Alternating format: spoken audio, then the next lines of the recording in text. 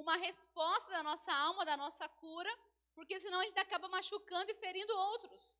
A gente acaba fazendo mal a outros. A gente acaba prejudicando outros, sem perceber. Porque uma pessoa ferida, ela fere. Uma pessoa magoada, ela machuca. Uma pessoa que não perdoa, ela é rancorosa, ela é desagradável, ela é insuportável. E sem perceber, ela está servindo à mesa exatamente aquilo que ela é. Exatamente aquilo que ela tem vivido no coração dela. Você sabe que a nossa ação, ela é super planejável. Mas a reação é exatamente aquilo que nós somos. Imagine comigo a ação. A mulher chega em casa, ela está magoada com o marido. E ela pensa, hoje eu não vou brigar. Hoje eu não vou, porque ele fala que eu sou muito chata, que eu sou muito nervosa. Então hoje eu não vou. Hoje eu acordo pela manhã decidida a ser uma pessoa agradável. Ela diz, não, hoje eu vou servir à mesa aquilo que é de bom. Hoje eu vou ser alguém agradável, vou ser alguém amoroso, para ele parar de dizer que eu sou ranzinza. Aí ela começa o dia bem. Começa o dia ali, tentando planejar a ação. Aí de repente ela chega no quarto, a toalha está em cima da mesa. Em cima da cama. Na mesa já é pior ainda. Aí ela olha no canto, o calçado está jogado, assim, a roupa, tirou assim, sabe? Jogou assim. Ela pensa, não, mas eu vou ficar bem. Ela está no meio do caminho, assim, não vai dar tudo certo. Aí ela chega na cozinha, ela chega na sala, vai falar alguma coisa com o marido já responde com grosseria. E aí já começa a acontecer algumas coisas ao longo do dia que começam a ser um pouco diferente daquilo que ela tinha planejado. Aí ela quebra tudo. Aí ela fala, não, mas agora eu não vou mais ser aquela pessoa que eu planejei ser. Sabe por quê? Porque ela só planejou, ela não mudou. Ela só planejou, ela só pensou em fazer. Mas dentro dela ainda está acontecendo algumas coisas que vai fazer ela reagir da forma que ela exatamente ela é. Que vai fazer ela reagir exatamente da forma que ela é.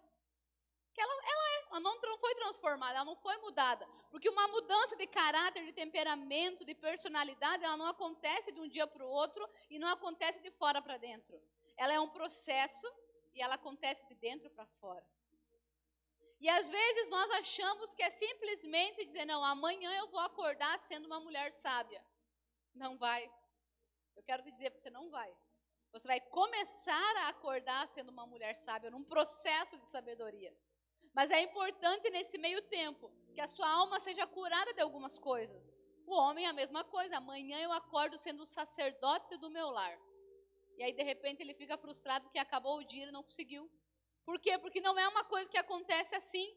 Não é uma coisa que eu decido e mudo. Não, eu decido para começar a mudança. E a mudança ela é um processo. E esse processo depende de muitas coisas. E principalmente depende que a nossa alma seja sarada, curada e que nós possamos deixar para trás algumas coisas. Eu conheço muitas mulheres que Deus abençoa elas com um relacionamento muito bom, que Deus dá um marido muito bom, que Deus abençoa a vida delas com uma pessoa agradável do lado delas e de repente elas jogam tudo a perder. Acaba com o relacionamento bom. E aí tu pergunta por que o marido era ruim? Não, o marido não era ruim, é que a mulher teve um marido ruim no passado. E ela não perdoou um marido ruim do passado. Então ela pegou toda aquela carga, todo aquele problema emocional que está dentro dela e ela joga nesse marido atual que era um presente de Deus, mas não vai dar certo. Porque não é o marido que vai fazer a mudança acontecer. Ela precisa mudar. Ela precisa ser curada. Eu conheço pais que às vezes vivem isso.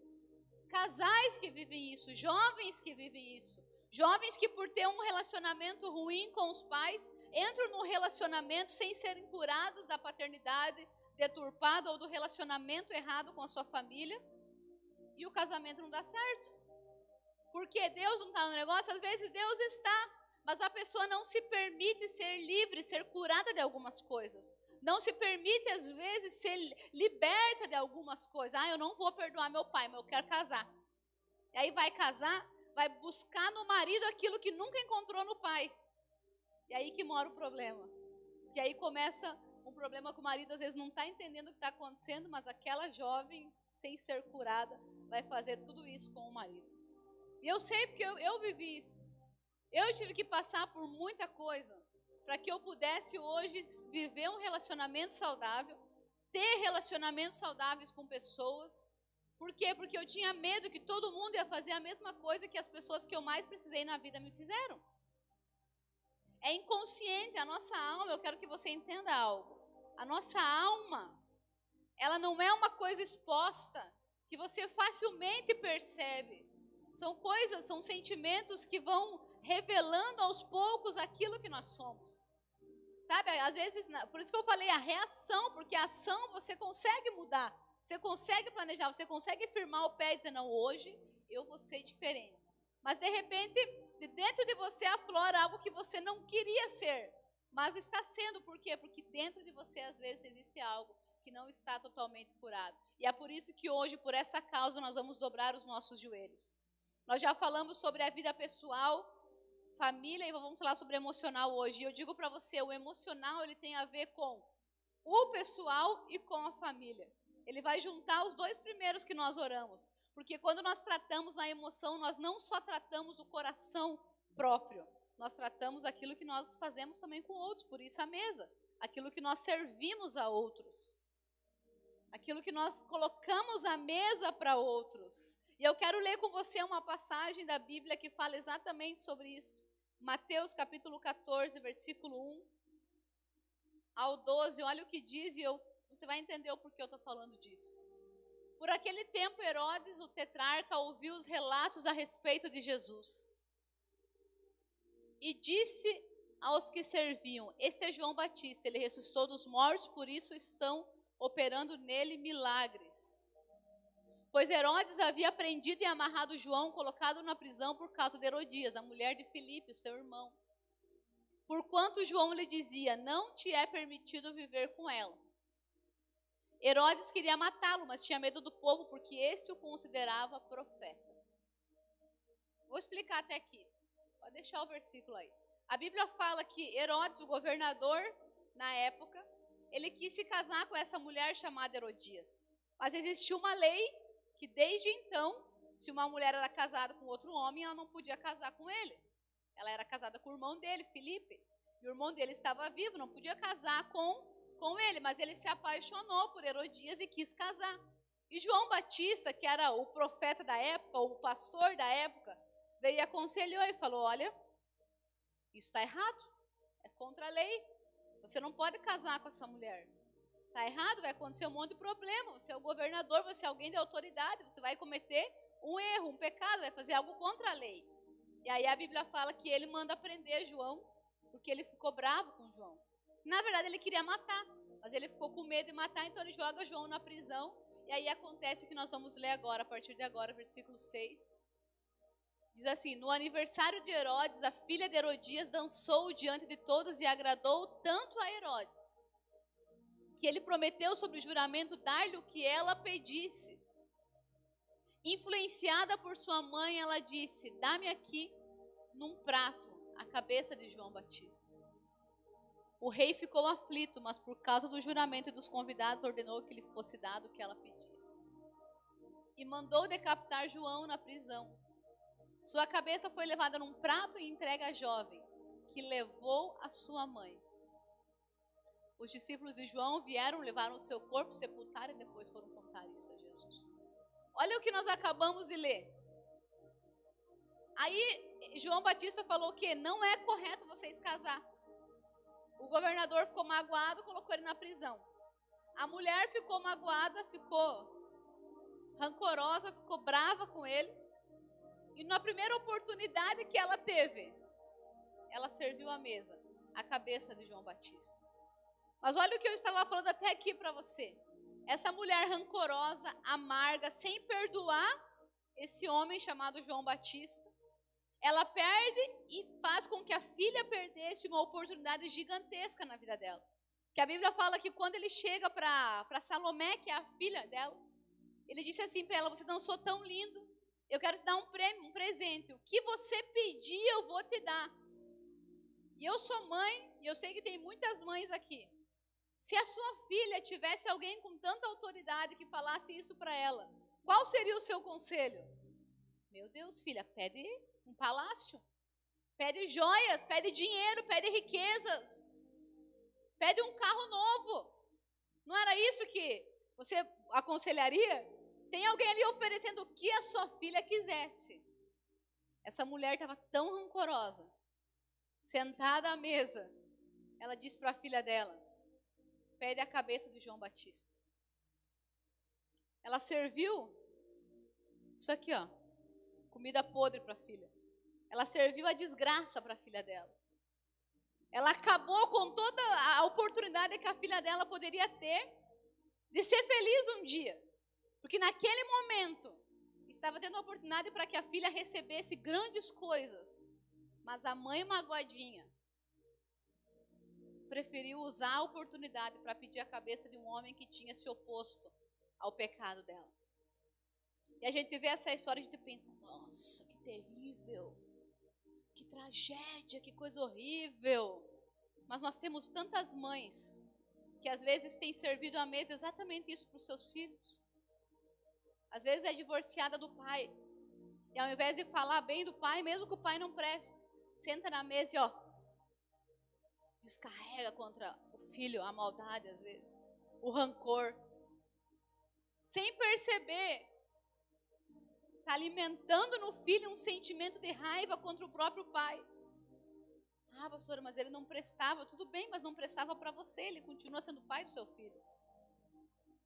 Você continuar falando, você continuar alimentando o rancor é muito pior, porque além de você já ter acabado com o seu casamento, você está destruindo o futuro do seu filho. Porque um filho magoado com o pai, ele tem muitas consequências. Aí está lá o filho com 18 anos, cheio de problemas, cheio de vícios, cheio de dificuldades, e a mãe dizendo: eu não sei onde eu errei. Eu sei. Na hora que precisava servir a mesa o perdão, serviu o rancor. Na hora que precisava servir a mesa as palavras corretas, serviu aquilo que não prestava. Às vezes nós estamos assim, dizendo: eu não sei porque os meus filhos, a minha família não quer vir para a igreja. Mas é porque na hora de sentar na mesa e servir a mesa aquilo que é bom da igreja, o pai e a mãe sentam e começam a dizer: tu viu o irmão? Tu viu lá o fulano? Tu viu o ciclano? As meninas dançando roupinha justa. O filho às vezes inocente para o pecado. E o pai e a mãe, que às vezes já perderam a inocência, oferecem para o filho a cabeça às vezes do pastor, da pastora, do líder e do próprio Deus. Está repreendido, mas é o que acontece muitas vezes. Não sei porque meu filho não quer ir para a igreja, pastor. Porque às vezes na mesa ele está sendo servido de tudo aquilo que ele não tinha percebido. Porque essa filha não tinha sido atingida pelo pecado da mãe. Mas a mãe fez com que todo o futuro dela fosse marcado pelo sangue de um dos maiores homens da história do cristianismo. Essa filha foi responsável em tirar a vida de um grande homem de Deus. Porque a mãe dela não tinha sido curada. Porque a mãe dela estava magoada. É por isso que nós precisamos, irmãos, nessa noite, dobrar os nossos joelhos e pedir para que o Senhor nos ajude. Eu sei que é muito difícil você ser curado na sua alma. Eu sei, eu passei por muitos processos desses.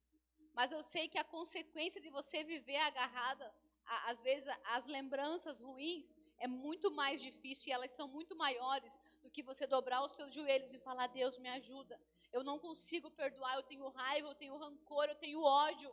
O que eu queria é que ele morresse, mas eu preciso perdoar. Eu preciso perdoar. Ontem nós estávamos aqui na conferência, nós ouvimos um testemunho de um jovem. Cadê o Lucas? Está aí, né? Está aí o Lucas. E ele testemunhou algo muito forte para todos nós aqui. Posso falar? Está no YouTube também, todo mundo vai ver. É só tu ir lá assistir. Mas ele falou algo muito, muito forte. Ele disse: eu fui abusado sexualmente. E isso gerou em mim muita coisa, muitos conflitos. Eu perdi a minha identidade, eu perdi aquilo que eu era, e eu não me achava mais. Ele falou: até o dia que Deus falou para mim que eu precisava perdoar o abusador. E ele falou de uma forma muito engraçada, por sinal, porque ele é uma figura. Assistam lá no YouTube o testemunho dele para vocês verem, na página da igreja. Ele disse que ele chegou para esse abusador e ele disse: eu te perdoo, e eu preciso que você me perdoe também. Por que eu preciso te perdoar? porque eu senti raiva de você, eu desejei a tua morte por muitas vezes, mas eu preciso do teu perdão. E ele conta que na hora essa pessoa disse, não, tu não precisa do meu perdão. Ele disse, preciso, pode me dar o teu perdão, não vai embora sem me dar o teu perdão. Porque ele disse, eu tinha consciência que se eu seguisse sem esse perdão, se eu seguisse sem perdoar, eu não ia conseguir. E é um processo. Você acha que agora ele está ali amando a pessoa que fez mal para ele? Não, mas ele perdoou. Agora o próprio Espírito Santo vai ajudando ele nesse processo, para que ele continue vivendo livre. Vai com ela, vai morar, ela vai na casa, vai abraçar, vai andar junto. Não, não é para fazer isso. É só para não carregar mais esse peso de raiva, de rancor. É só liberar do coração, liberar da mente. Porque existem pessoas que às vezes nos ferem, que quando você pensa nelas, elas já começam a te dar até uma ânsia, te dar um peso, dar um negócio ruim. Isso quer dizer, você não perdoou. Isso não pode acontecer. Porque se isso acontecer, você vai sofrer e os outros que estão ao seu lado também sofrerão. Porque sem perceber, você vai servir à mesa esse rancor. Sem perceber, você vai sentar com os seus filhos, é exatamente isso que eles vão viver. O seu marido é exatamente isso que eles vão, os teus colegas de trabalho, todo mundo que conviver com você. E de repente você é uma pessoa incrível. Mas ninguém consegue enxergar isso, porque por detrás, pela frente dessa pessoa incrível, na verdade, está aquela capa de proteção, de dureza às vezes. Porque um dia alguém te feriu, de repente você já não aceita mais, não confia mais em ninguém. E Deus está querendo colocar pessoas do teu lado para te abençoar, para te ajudar, mas você não quer, não precisa de ajuda de ninguém. Porque um dia alguém te fez mal, mas não quer dizer que todo mundo te fará mal. Mas uma pessoa que não consegue liberar isso do coração, ela acha que todo mundo é igual, ela acha que todo mundo vai fazer a mesma coisa, ela vive bloqueada para viver novos relacionamentos, novas amizades. Ela é uma pessoa desagradável, sem perceber. Uma pessoa fechada, às vezes, sem perceber. Uma pessoa triste que ninguém quer estar perto. E não é por maldade, é porque alguma coisa nela ainda está impedindo ela de viver a sua vida emocional livre. Porque é exatamente isso, nós precisamos ser livres para viver. Conta uma história que antigamente, uma pessoa, quando ela cometia um pecado, ela recebia uma punição. E ao invés de eles mandarem para a prisão, ao invés de eles fazerem alguma coisa assim, eles pegavam e amarravam uma pessoa morta às costas desse prisioneiro, desse bandido, e faziam ele andar com essa pessoa morta ao longo dos dias. E é muito incrível que diz que a pessoa, ela perfeitamente saudável, amarrada a um morto nas suas costas, ela não durava mais do que uma semana. Ela ficava sem comer? Não, ela podia comer. Ela podia viver a vida dela do jeito que ela quisesse. Mas é que o peso da pessoa morta nas suas costas começava a adoecer essa pessoa. E ela ia ficando fraca, ia ficando deprimida, ia ficando morta, assim como aquele que estava preso às suas costas. E essa era a forma deles punir antigamente. E às vezes nós estamos andando assim, irmãos, com pessoas mortas amarradas às nossas costas, com pensamentos mortos, com lembranças mortas, com sentimentos mortos, com coisas que já aconteceram há 20 anos atrás, amarradas nas nossas costas e querendo ser livre, de repente você percebe que está se arrastando, doente, enfermo, infeliz, porque está preso a algo que não deveria estar preso. E hoje é dia de liberdade, amém? Hoje é dia que o Senhor quer nos fazer livres. Eu creio que Deus hoje trouxe cada um de nós aqui para falar exatamente isso para cada um de nós. Eu tenho um novo tempo para você, mas o novo só vai vir depois que o velho desaparecer. A Bíblia fala isso nos evangelhos por muitas vezes, né? Que você não consegue pegar um remendo novo e colocar em algo velho. Que você não pode colocar um vinho novo num odre velho. Sabe por quê? Porque você não pode viver o novo de Deus em cima do que é velho. E o que é velho é o que já passou. O que é velho é o que já foi. Foram as palavras ditas ontem, as coisas que aconteceram ontem, as lembranças de ontem. Sim, nós temos uma história, nós temos muitas coisas, mas isso tem que ser para mim e para você um testemunho daquilo que nós vencemos. E não um peso para nos impedir de sermos felizes no futuro. Você superar uma traição não pode fazer de você uma vítima, tem que fazer de você uma mulher forte, um homem forte, porque você venceu. É você olhar para o relacionamento, talvez, que Deus te colocou hoje e dizer, essa foi a minha recompensa. E não a minha desgraça. Só que às vezes nós não conseguimos enxergar. Por quê? Porque os nossos olhos estão só olhando para o passado. A doença do século. Qual é a doença do século? Depressão. O que é depressão? A depressão é o excesso de passado. São pessoas amarradas àquilo que já aconteceu. São pessoas que vivem sofrendo por aquilo que aconteceu. Como, pastor, eu vou ser livre disso? Dobrando os seus joelhos por essa causa e pedindo a ajuda de Deus. A gente pensa, eu não sou contra você procurar ajuda. Mas é que eu acho que tem coisas que você não precisa estar, às vezes, num psicólogo ou tomando um remédio. Basta você dobrar os seus joelhos e falar, Jesus, me ajuda. Basta você chegar, porque de nada adianta você tomar remédio faixa preta 15 anos e nunca perdoar.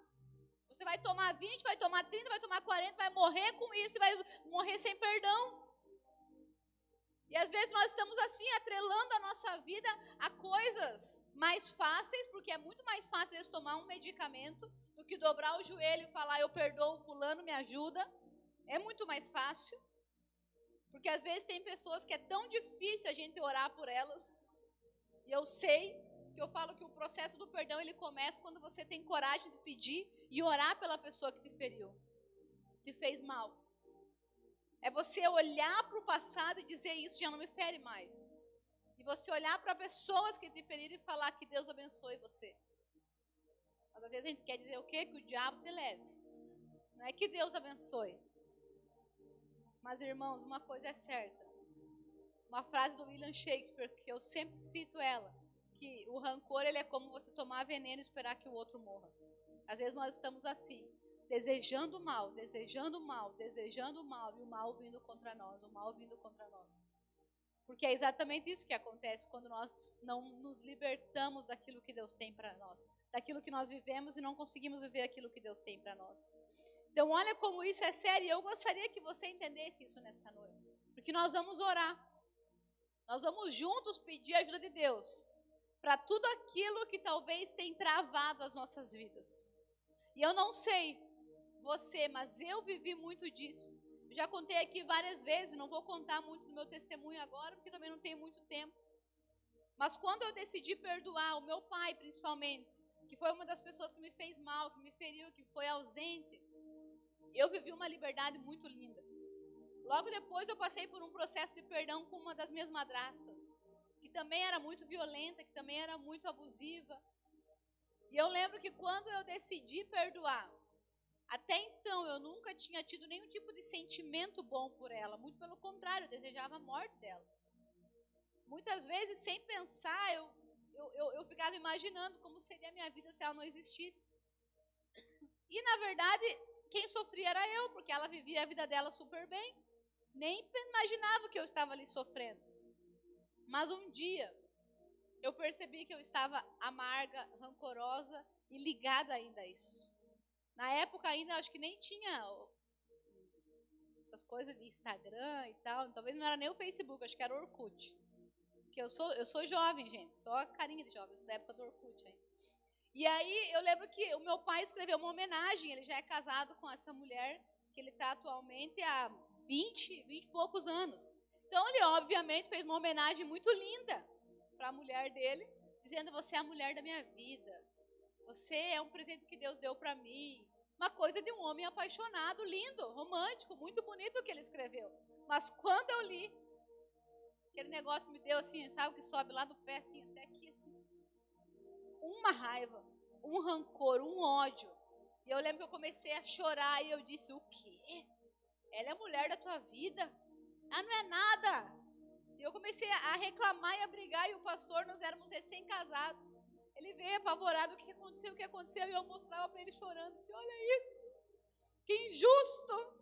E ele olhou e, tipo assim, achou bonito, né, porque era uma homenagem romântica. E ele olhou para mim e eu pensei, agora vai ser a hora que ele vai me abraçar, vai dizer que dó, coitadinha, né? Ela tá sofrendo. Ele parou assim e disse, vai pro quarto agora. E ore. Só sai de lá a hora que tu tiver perdoado ela. E eu, vai me abraçar? Não vai alisar minhas dores? Né? É que a gente às vezes quer ser alisado pelas dores, quer ser vítima.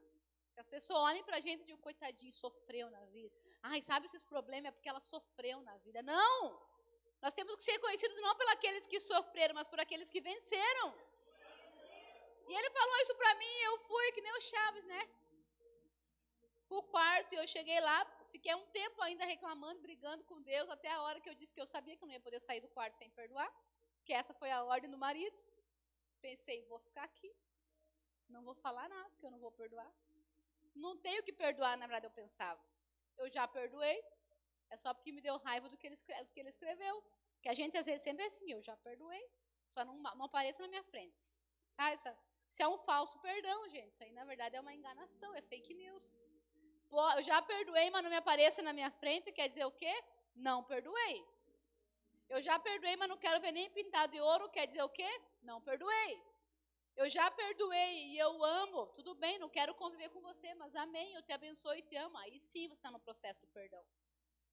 E eu lembro que eu fiquei um tempo lá no quarto, e de repente eu comecei a entender que eu preciso, 5 dias, mas foi muitas horas. E eu tive que começar a falar com Deus, e eu disse, Deus, eu já perdoei, é injusto. É só porque eu não achei legal, e na hora eu disse, não, mas na verdade eu não perdoei. Daí com Deus, na verdade, tu não tem como se esconder, né? Com os outros, tu até pode falar umas coisas e querer que os outros acreditem. Mas daí tu tá você e Deus só. Aí não tem como você mentir. Porque tu fala, eu já perdoei, Deus fala, hã? Porque Deus conhece no mais íntimo do nosso coração. E aí você sabe que você está mentindo pro próprio Deus, que te conhece, aí tu fica sem argumento. Aí eu comecei a falar com Deus, eu disse, bom, então tá, não perdoei mesmo. Já era crente, ó, líder de célula já. Ministrava louvor na igreja. Pregava encontro com Deus. Mas não tinha perdoado. Porque não é o tempo de igreja que define as nossas curas. O que define a nossa cura, às vezes pode ter alguém que vem na igreja pela primeira vez, hoje vai ser curado muito mais do que aquele que está há 20 anos sentado na cadeira do banco da igreja. Porque é uma decisão. E eu disse, bom Deus, então me perdoa por eu não perdoar. E me ajuda. Porque eu não sei como fazer. E aí Deus falou, comece orando por ela. Comece declarando, eu te perdoo, eu te amo, eu te abençoo. No início não saía, sabe? Quando falava o nome assim, dava aquela entalada aqui na goela. Aquele negócio ruim, pensei, estou passando mal, vou sair para fora para dizer que estou passando mal, pelo menos para poder sair, mas eu sabia que eu não podia sair. Que além de ser uma ordem do marido, era algo que Deus estava fazendo comigo. Eu precisava daquilo. Porque inconsciente eu estava colocando aquilo no meu relacionamento, no meu casamento, nas minhas amizades, até mesmo no meu relacionamento com Deus. E aí eu comecei a pedir, Deus, só me ajude porque eu vou conseguir perdoar. E eu fiquei por muito tempo lá, irmãos, orando, até a hora que eu consegui falar o nome dela, que eu consegui dizer, eu te amo. Para mim mesmo, estava eu e Deus no quarto, não precisei falar para ela. E aí eu comecei a declarar, e comecei a orar e comecei a dizer, eu te perdoo por isso, eu te perdoo por aquilo, eu te perdoo porque você era violento, eu te perdoo porque você fez isso, eu te perdoo porque você me tirou meu pai, eu te perdoo porque você não me tratou bem, eu te perdoo. Eu comecei a declarar as coisas que me machucavam, em lágrimas, obviamente eu não estava fazendo isso aqui como eu estou fazendo agora. Mas naquele dia Deus começou um processo de libertação na minha vida. E eu consegui viver algo novo de Deus. Eu consegui ser liberta para algo novo de Deus. E eu quero orar por você, eu quero que você se coloque de pé. Me desculpem, é que nós passamos um final de semana de conferência gritando. Não gritando com os jovens, que eles são uma benção, só gritando para Jesus, assim, feliz.